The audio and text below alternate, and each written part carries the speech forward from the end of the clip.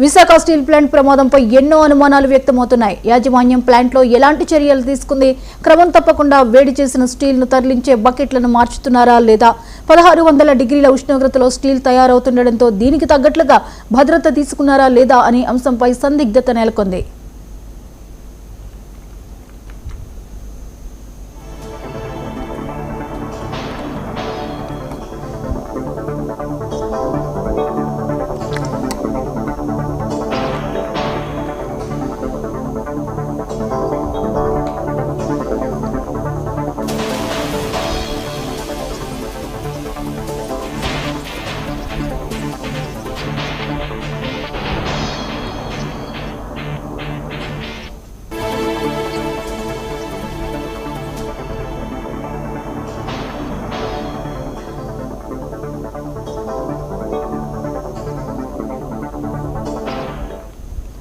Steel ప్లాంట్లో ఉద్యోగులపై పని ఒత్తిడి పెరిగినట్లు తెలుస్తోంది. కార్మికుల 8 గంటల డ్యూటీ బదులు 12 గంటల డ్యూటీ చేయిస్తున్నట్లు తెలుస్తోంది.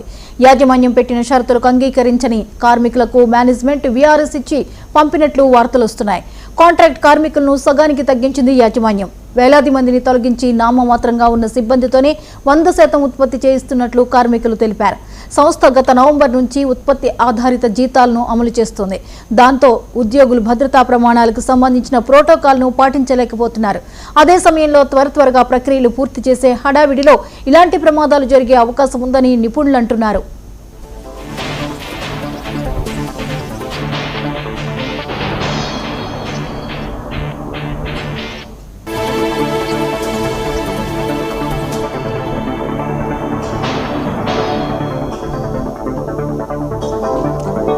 స్టీల్ మెల్టింగ్ షాప్ 1 నిర్వహణ పనులను ఓ ప్రైవేట్ ఏజెన్సీకి అప్పగించారు. నిర్వహణ లోపం వల్లనే ఈ ప్రమాదం జరిగిందనే ఆరోపణలు బలంగా వినిపిస్తున్నాయి. కాగా ప్రమాద స్థలిని ఉక్కు అధికారులు పరిశీలించారు. మళ్లీ ఉత్పత్తి ప్రారంభించేందుకు గల అవకాశాలపై చర్చించారు. అయితే రాత్రి విధులకు హాజరయ్యేందుకు సంబంధిత విభాగంలోని కార్మికులు విముఖత వ్యక్తం చేశారు. యాజమాన్యం తమకు పూర్తి భద్రత కల్పిస్తేనే విధులకు హాజరవుతామని స్పష్టం చేశారు.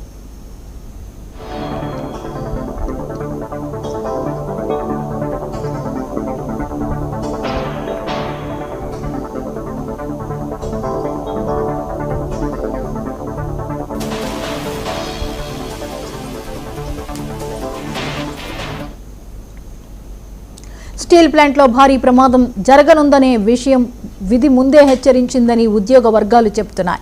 ఇప్పుడు ప్రమాదం జరిగిన స్టీల్ మెల్టింగ్ షాప్ 1 ప్రాంగణంలోనే 4 రోజుల క్రితం ఒక ల్యాడిల్ పేలిందన్నారు.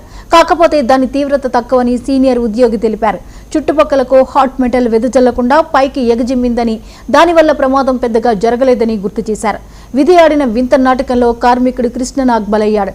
స్టీల్ ప్లాంట్లో జనరల్ ఫోర్మెన్ గా పనిచేస్తున్న ఆయన సోమవారం సి షిఫ్ట్ డ్యూటీకి వెళ్లాల్సి ఉంది. కానీ డ్యూటీని బి షిఫ్ట్ కు మార్చుకుని విధులకు హాజరయ్యాడు.